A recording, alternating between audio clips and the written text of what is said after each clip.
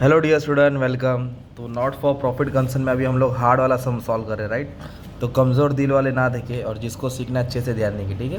तो जब दो टेबल दिया रहेगा और एडजस्टमेंट दिया है तो फिर सबसे पहले क्या करना है, एडजस्टमेंट टिक मार्क कर लो। सब्सक्रिप्शन के ऊपर एडजस्टमेंट है तो इधर 4 लाइन छोड़ना पड़ेगा, खतरनाक वाला है। मेंबरशिप विच कैपिटल है, चल ठीक है, लाइबिलिटी में डाल देंगे। प्रीपेड टैक्स बोला है तो टैक्स पे निशान बनाया।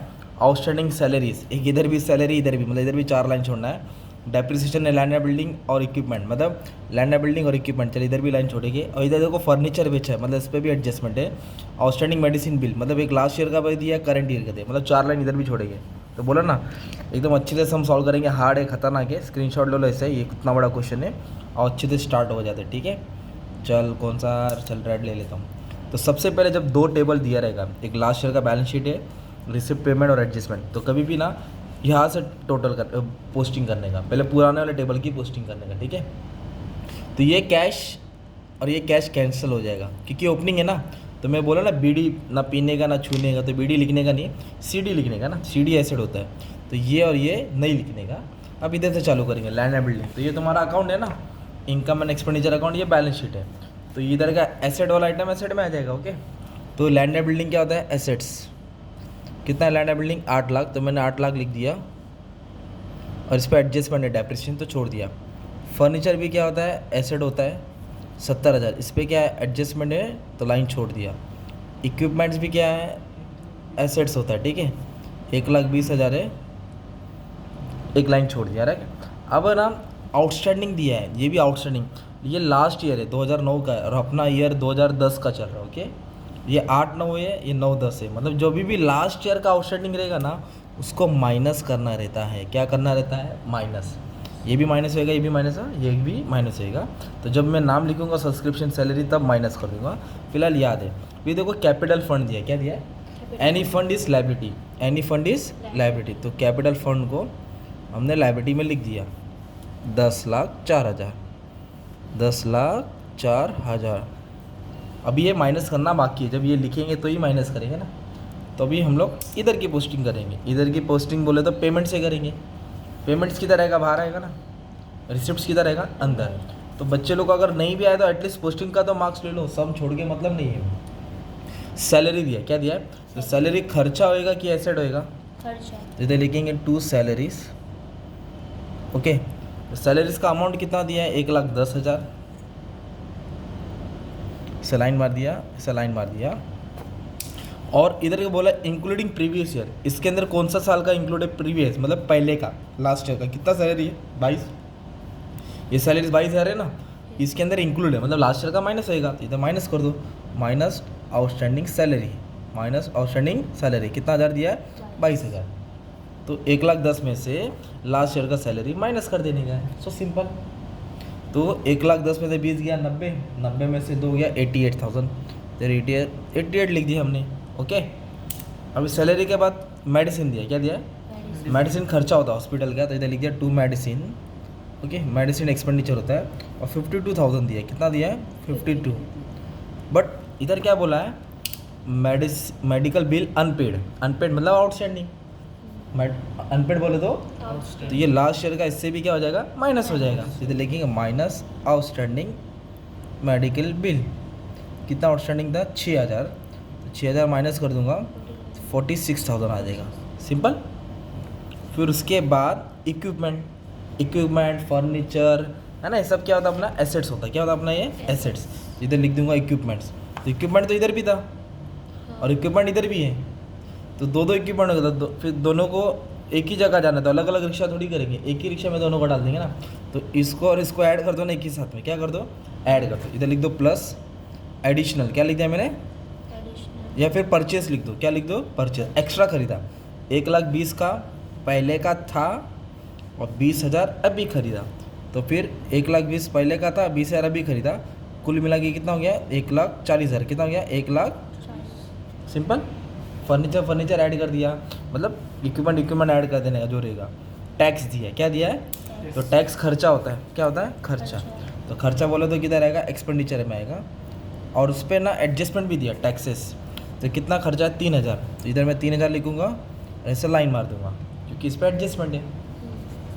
जनरल एक्सपेंस ऑफिस का खर्चा होता है, तो एक्सपेंडिचर में आएगा, किधर आएगा वो एक्सपेंडिचर में।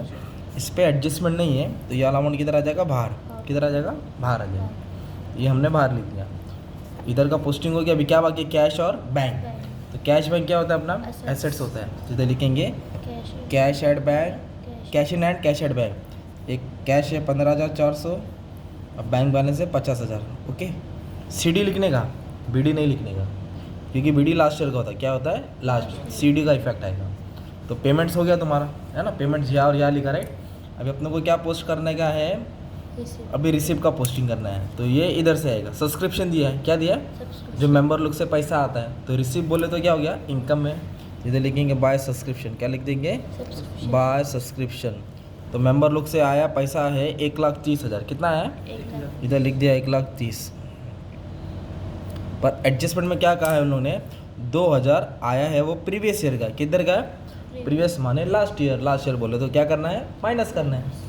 इधर लिखेंगे minus outstanding subscription last year, 2,000 last year का है। इधर आ जाएगा 1,28,000, ठीक है। तो इधर का आउटस्टैंडिंग इससे माइनस हुआ, इधर का आउटस्टैंडिंग इससे माइनस हुआ। अभी बोला सेल ऑफ फर्नीचर, यही तो सिखाना है मुझे, बस हार्ड सम इसलिए बोला। फर्नीचर बेचा था तो बचा कितना, तो यही सीखना है। तभी इसको अभी लास्ट में कराता हूँ, ठीक है। और उसके बाद क्या बोला है, डोनेशन। डोनेशन का आगे कैपिटल है कि रेवेन्यू है। अगर कैपिटल रहेगा ना, कैपिटल तो लायबिलिटीज में आएगा, किधर आएगा। पर डोनेशन के क्या दिया है, रेवेन्यू, क्या दिया है, रेवेन्यू मतलब इनकम होएगा, किधर आएगा, इनकम में। छोटा मोटा डोनेशन तो 44,000। इफ़ कैपिटल बोला रहेगा तो लायबिलिटीज में आएगा। लाइफ मेंबरशिप फीस हमेशा लायबिलिटी में डालना है। कहाँ डालना, ये लोग ने कैपिटलाइज करने भी बोला है, तो इसको हमेशा लायबिलिटी में डालना, क्योंकि वन टाइम ही मेंबर का पूरा पैसा आ गया है, तो उसको लायबिलिटीज में डाल देता हूँ। कैपिटल फंड में ऐड कर दो या अलग से लिख दो, तुम्हारे पे चॉइस है। चलो मैं अलग से लिख देता हूँ, life membership fees, one time ही पैसा आ गया मेंबर का 25,000, इधर लिख दिया 25,000, सिंपल। तो ये तुम्हारा हो गया टेबल का पोस्टिंग। अभी तो पिक्चर बाकी है, मेन एडजस्टमेंट आएगा। ये बोला आउटस्टैंडिंग सब्सक्रिप्शन 12,000, मतलब ये करंट ईयर का है, कभी का, तो करंट ईयर का आउटस्टैंडिंग ऐड रहेगा। और ये पैसा आने वाला इसलिए किधर आएगा, एसेट्स। तो आउटस्टैंडिंग सब्सक्रिप्शन ऐड करेंगे और किधर आएगा, एसेट्स में, क्योंकि ये साल का पैसा बाकी है। इधर लिखेंगे आउटस्टैंडिंग सब्सक्रिप्शन, कितना बाकी है, 12,000। तो 12,000 ऐड कर देंगे तो 1,40,000 हो जाएगा। और ऐड करके किधर आएगा, एसेट्स में। Outstanding subscription 12,000, simple. अब इधर ऐड वाला लायबिलिटी में नहीं आएगा ना, क्योंकि इनकम बढ़ता है तो क्या होता है, एसेट्स। अगर आउटस्टैंडिंग सैलरी रहेगा तो लायबिलिटी में आएगा, क्योंकि खर्चा देना है, पैसा लेना है। पैसा लेना है तो एसेट, खर्चा देना है तो लायबिलिटी। ओके, अभी नेक्स्ट क्या दिया है, capitalise amount of membership fees. तो मेंबरशिप फीस को कैपिटलाइज मतलब ट्रांसफर ही कर दिया ना लायबिलिटी में। ये तो पहले अपन ने कहा लिख दिया, इसको लायबिलिटी में लिख दिया। फिर प्रीपेड बोला है, प्रीपेड मतलब एडवांस होता है, तो क्या होगा, माइनस। माइनस हो गया किधर रहेगा, एसेट्स में। कितना बोला, टैक्स 500, इधर लिखिए माइनस प्रीपेड टैक्स 500 है ना, ये आएगा 2,500। तो माइनस हो गया किधर आ जाएगा, ये एसेट्स में। देखो खर्चा कम हो गया तो क्या होता है, एसेट्स। खर्चा बढ़ गया तो कर्जा। फाइनल अकाउंट का पूरा अकाउंट का एक ही रूल है। इधर लिखेंगे प्रीपेड टैक्स, जो फाइनल अकाउंट में भी तुम लोगों ने सीखा है।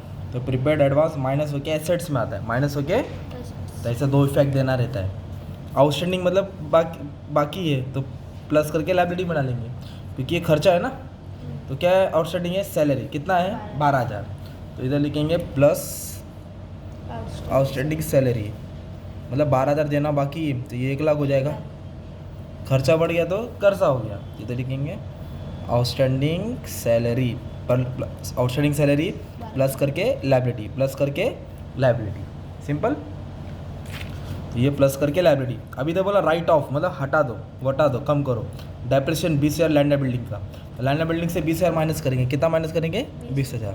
तो 8,00,000 में से 20,000 कम कर देंगे तो 7,80,000 आएगा। फिर उसके बाद 30,000 किससे माइनस करना, इक्विपमेंट से। किससे, इक्विपमेंट। तो इक्विपमेंट से भी 30,000 क्या करेंगे, कम कर देंगे। इधर लिख देंगे डेप्रिसिएशन 1,40,000 है तो 30 कम कर देंगे तो 1,10,000 आएगा, है ना। तो डेप्रिसिएशन को क्या किया हमने, माइनस किया ना। एसेट्स में जो भी माइनस करेंगे दूसरा भाग एक्सपेंडिचर में आ जाएगा। इधर जो भी घटाएंगे वो इधर आ जाता है। तो इधर लिखेंगे 2 2। तो एक आया depreciation on land and building,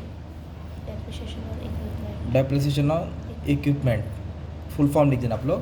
तो डेप्रिसिएशन का इसका कितना आया 20,000, वो इधर आ जाएगा, और इक्विपमेंट्स का आया 30,000। ये भी सिंपल हो गया ना। अब जिसका इंतज़ार था वो घड़ी आ गई। चलो आगे सीखा। तो फर्नीचर क्या बोला है, फर्नीचर।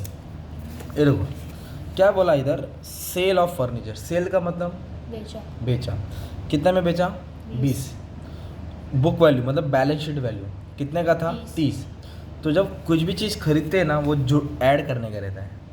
कुछ भी चीज़ खरीदेंगे तो क्या करेंगे, तो बेचेगा तो माइनस, क्योंकि बेचेगा तो जा रहा है ना, तो पहले माइनस करो। सेल ऑफ फर्नीचर क्या लिखा, पूरा फर्नीचर नहीं बेचा, कितने का बेचा, 30। 70 में से 30 गया तो कितना बचा, 40,000। तो 40,000 मैंने क्या कर दिया, बाहर कर दिया, है ना। अगर मान लो उन्होंने फर्नीचर खरीदा रहता और तो वो ऐड होता, फिर डेप्रिसिएशन माइनस होता। अब मान लो 60,000 का खरीदा रहता था, 40 और 60 1 लाख होता, तो 1 लाख पे 10% डेप्रिसिएशन आता। डेप्रिसिएशन बाद में सॉल्व होगा, किधर रहेगा।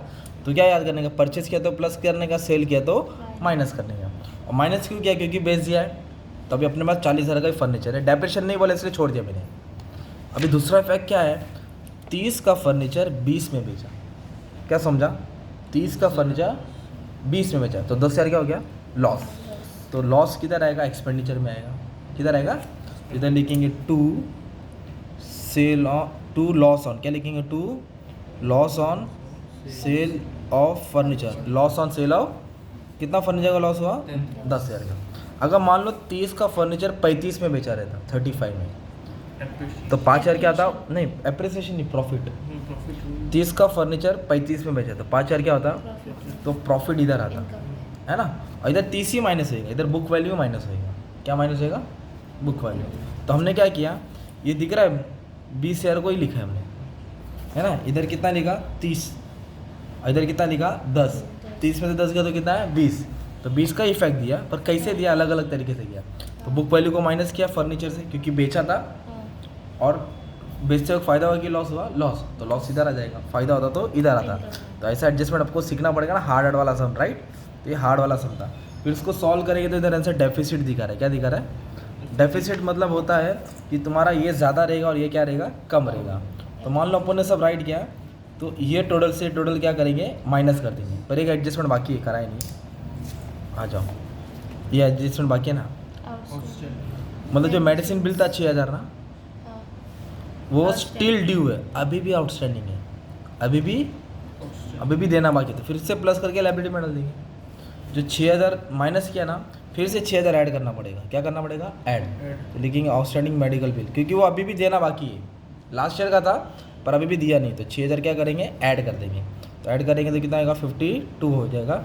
और वो क्या आएगा, तुम्हारा लायबिलिटी में आएगा। किधर आएगा, लायबिलिटी में, क्योंकि स्टिल ड्यू है, स्टिल देना बाकी है। तो 6,000 इधर आ जाएंगे, प्लस करके लायबिलिटी।